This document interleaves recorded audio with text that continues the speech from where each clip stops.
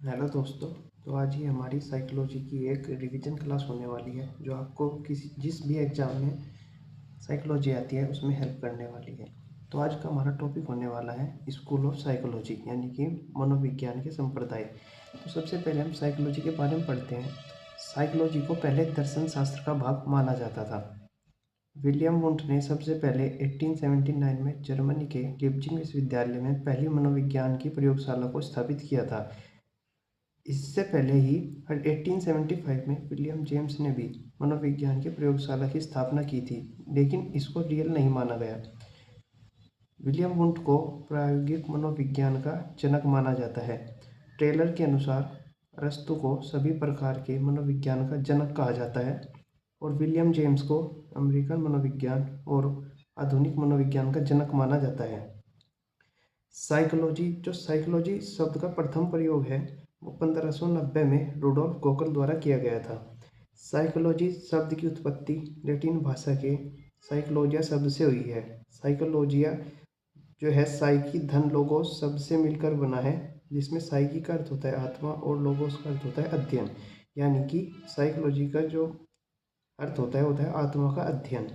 Psychology शब्द का प्रयोग मार्को मेरोलिक द्वारा किया गया। 1916 में कलकत्ता यूनिवर्सिटी में प्रोफेसर एम.एस. सेन गुप्ता ने भारत में पहली साइकोलॉजी की जो लैब थी वो स्थापित की थी। अब हम बात करेंगे संरचनावाद यानी कि स्ट्रक्चरलिज्म की। तो विलियम वुंट ने 1879 में प्रथम प्रयोगशाला स्थापित की थी। टिचनर के द्वारा संरचनावाद को स्थापित किया गया और जो जन्म जाता है संरचनावाद को वो विलियम वुंट को माना जाता है। जो टिचनर थे वो वुंट के शिष्य थे। इसमें जो है स्ट्रक्चर ऑफ माइंड, स्ट्रक्चरलिज्म है तो स्ट्रक्चर ऑफ माइंड यानी कि सेंसेशन, फीलिंग और इमेज का अध्ययन किया जाता है। इसमें अंतर्दर्शन विधि का प्रयोग करते हैं। अंतर्दर्शन विधि जो है इसको सबसे पुरानी विधि माना जाता है। इसमें हम संरचनावाद में चेतना का अध्ययन करते हैं। मार्गरेट वॉशबर्न के बारे में साइकोलॉजी में पीएचडी की डिग्री हासिल करने वाली जो प्रथम महिला थी वो थी मार्गरेट वॉशबर्न। इनकी जो बुक थी उसका नाम था द एनिमल माइंड। ये मार्गरेट वॉशबर्न जो थी ये टिचनर की शिष्या थी। एक वुडवर्थ की बहुत ही अच्छी लाइन है, मनोविज्ञान ने पहले अपनी आत्मा को खोया, फिर अपने मन को खोया, फिर चेतना को खोया और अब कुछ व्यवहार बाकी है। अब हम दूसरे संप्रदाय यानी कि प्रक्रयवाद फंक्शनलिज्म की बात करते हैं। तो जो फंक्शनलिज्म है या प्रक्रयवाद है इसका जो फादर है वो विलियम जेम्स को माना जाता है। और विलियम जेम्स की जो प्रसिद्ध थी बुक थी उसका नाम था प्रिंसिपल ऑफ साइकोलॉजी यानी कि मनोविज्ञान के सिद्धांत। और इसमें फंक्शनलिज्म में विलियम जेम्स के साथ साथ जॉन डेवी और जेम्स एंगर ने भी स्थापित किया था। इन्होंने मन के प्रक्रिया बताए कि हम कैसे समायोजन करते हैं। इन्होंने माइंड के स्ट्रक्चर से ज़्यादा उसके फंक्शन पर बात की, क्योंकि स्टर्लिज्म जो था वो माइंड के स्ट्रक्चर पर बात कर रहा था, लेकिन फंक्शनलिज्म जो है ये माइंड के फंक्शन पर बात करता है।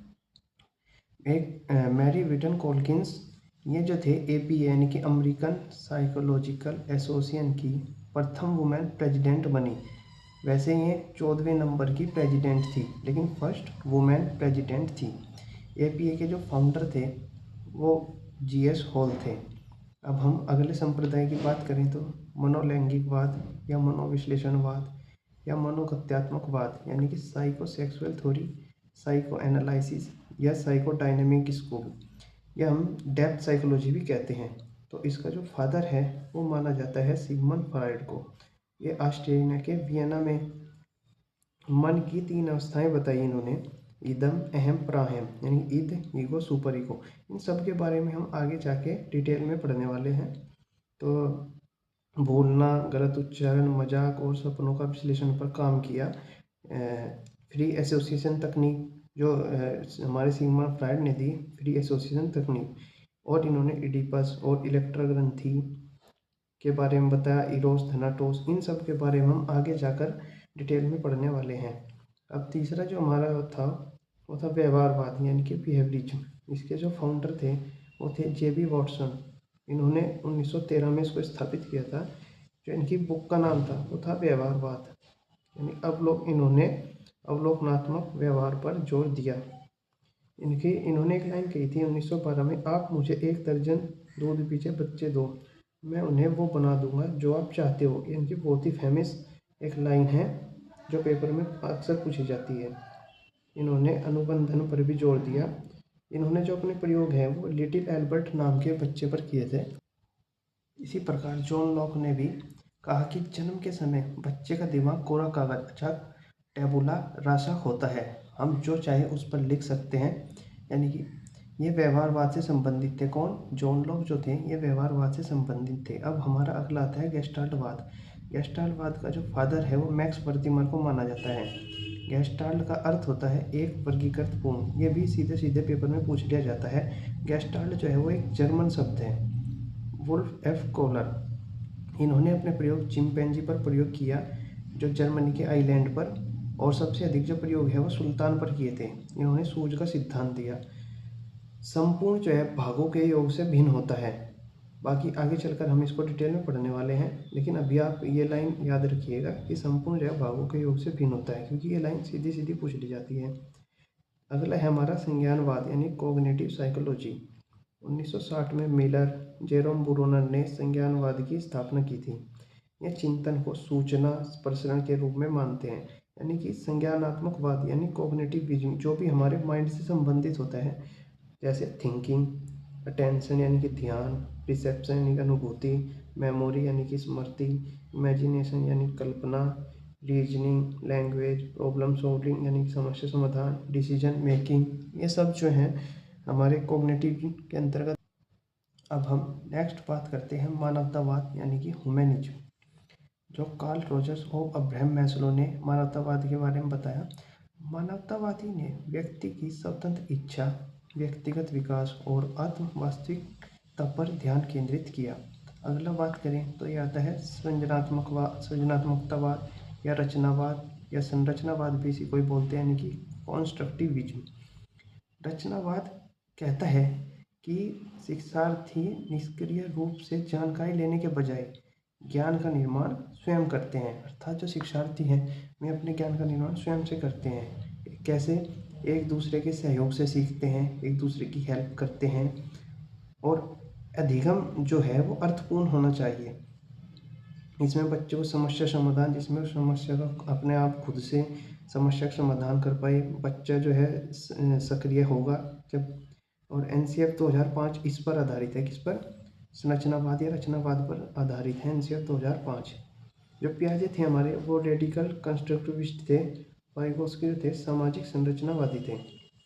और एक एसआर थ्योरी आती है हमारी, ये एक्स्ट्रा है। एसआर थ्योरी थॉर्नडाइक ने दी थी और एसओआर थ्योरी वुडवर्थ ने दी थी। इसकी एक ट्रिक भी होती है। एस के बाद क्या आता है? टी। एस के बाद आता है टी, तो टी से थॉर्नडाइक। अक्सर एक आरएस थ्योरी होती है जो स्किनर ने दी थी, और एसओआर जो है वुडवर्थ ने दी। इसमें एस क्या होता है? स्टिम्युल्स होता है यानी कि उद्दीपक, और रेस्पॉन्स होता है प्रतिक्रिया। अब मनोविज्ञान के पल होते हैं। जो ये चिन्ह होता है, ये जो चिन्ह होता है ये साइकोलॉजी का चिन्ह होता है, जिसमें एक पर होता है मनोविश्लेषणवाद, इस पर व्यवहारवाद, और इस पर मानवतावाद। जो मनोविश्लेषणवाद है वो सिगमंड फ्राइड ने दिया था। सीधे सीधे पूछ लेते हैं। व्यवहारवाद वाटसन, मानवतावाद मैस्लो। और शिक्षा मनोविज्ञान का जनक जो है वो थॉर्नडाइक को माना जाता है। इनका पूरा नाम एडवर्ड ली थॉर्नडाइक था। कट्टरपंथी व्यवहारवादी कौन थे? स्किनर। अचेतन को चेतन बनाओ, ये मनोविश्लेषणवादी कहते हैं। लर्निंग सेट का वर्णन हैरी हार्लो ने किया। प्लेटो की बुक का क्या नाम था? The Republic. और आज के लिए इतना ही। Thank you.